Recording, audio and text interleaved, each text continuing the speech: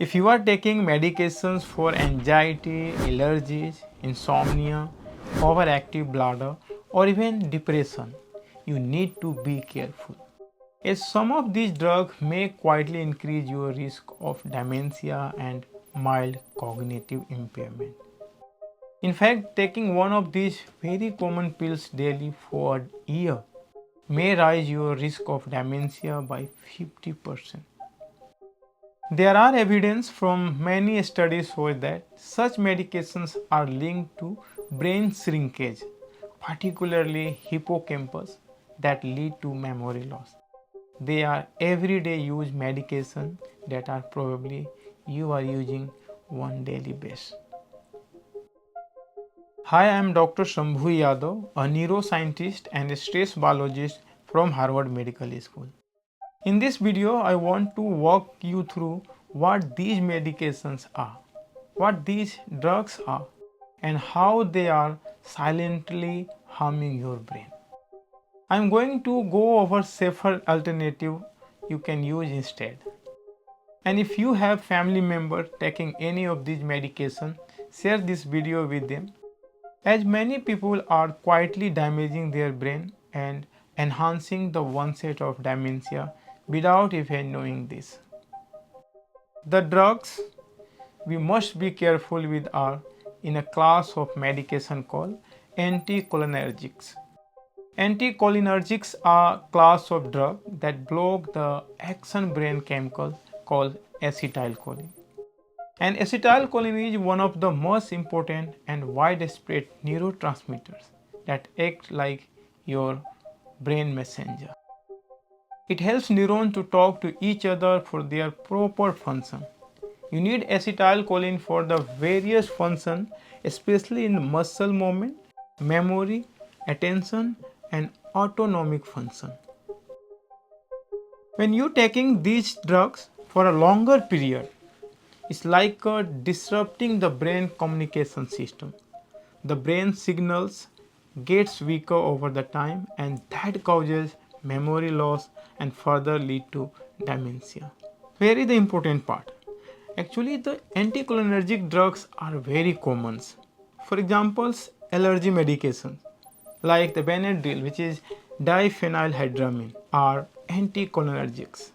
They are also in many other the counter sleep ads like Tylenol PM.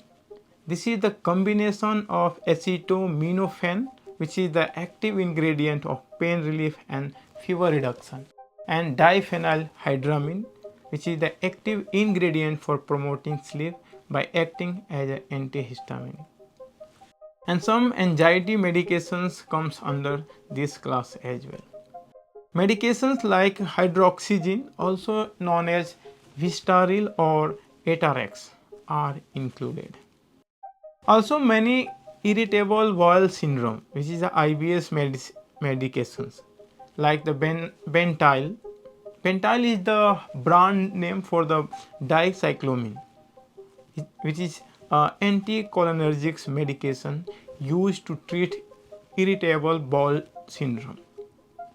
And even the motion sickness patches like scopolamine patch are anticholinergics.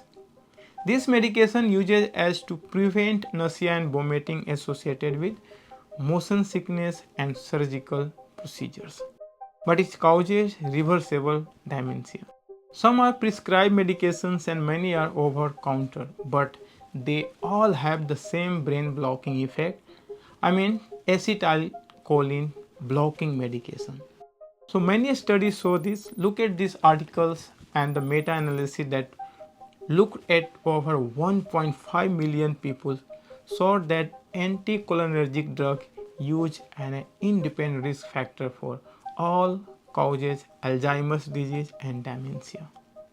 It also shows that the heavier anticholinergic drugs exposure is associated with higher risk of dementia.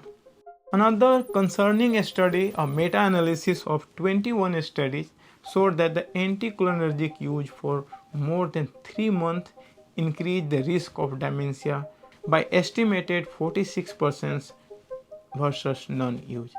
And that's 46% increased risk from the just 3 months of being on these medications. Numerous studies have highlighted this concern. One of the particularly striking studies published in JAMA Neurology used brain imaging to examine how anticholinergic medication impact brain structure and metabolism. As a quick refresher, metabolisms refer to the total of all chemical reactions in the body. How we convert food into energy that build tissues, eliminate waste, and keep our cells functioning. What researchers found was deeply concerning. Long-term use of anticholinergic drugs was linked to increased brain atrophy and impaired brain metabolism. This goes far beyond just feeling drowsy or mentally foggy. This medication can physically alter your brain size, shape, and energy use. So friends, once you understand what is happening inside your brain, it becomes clear why this drug can pose serious risk over time. The key point is that in your brain, acetylcholine attaches to the special receptors called muscarinic receptor, which help brain cells communicate. And these receptors are also part of the parasympathetic nervous system and are found not only in your brain but also in your travel, lungs, and digestive system. And that's why these drugs are used to treat symptoms like nausea or gut spasms. In the brain, these drugs block communication in the brain area like hippocampus and cerebral cortex, which are essential for memory and cognition. And that's why many of these drugs can become a big issue. In short term, they can cause brain fog, confusion, and slower reaction times. With the long-term use, this will eventually cause permanent damage to brain cells and brain shrinkage. This is especially pronounced in the elderly because as we get older, our natural level of acetylcholine already tend to decrease.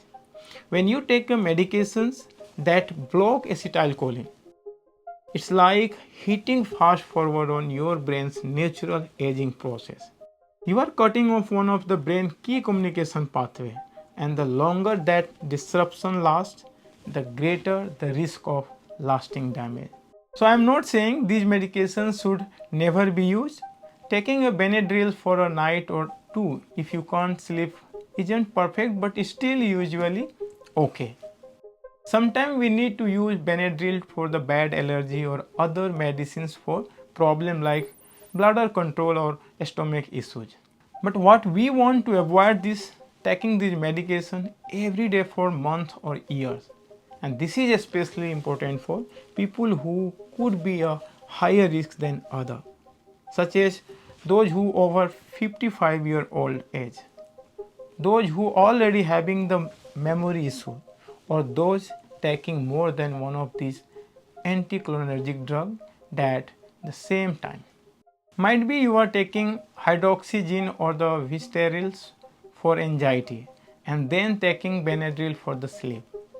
One drug blocks a little acetylcholine, but together they are shutting down major part of the brain and central nervous system. So here is what you can do.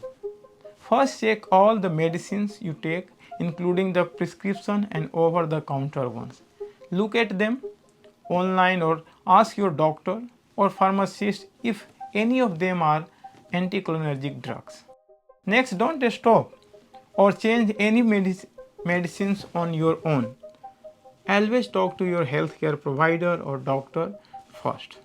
And if there are safer options, especially if you need to take the medicine for a long time, for example, if you are using medicine for sleep, you could try the alternative like ashwagandha, chamomile, or melatonin instead. But you should only take these medicine after consulting healthcare provider or your doctor. If you are taking a prescription medicine for sleep, something like tarazodone, which is a good choice because it has little or no anticholinergic effect. If you have allergy, it's better to use second generation antihistaminic like cetirizine or Xyrem or Claritin, which is the loratadine, that is antihistamine drug, instead of Benadryl. That's because these newer allergy medicine don't affect your brain as much. If you are taking this drug for a long time, don't panic. You can help your brain by getting regular 8 to 9 hours sleep, healthy diets and proper exercise. It's also important to control other risks that can hurt your brain, like high blood pressure, insulin problem or heart diseases. By the way, I have planned to publish series of video about how to boost your brain health. So stay tuned. I hope you found this helpful for you, and take care, and I will see you in the next episode.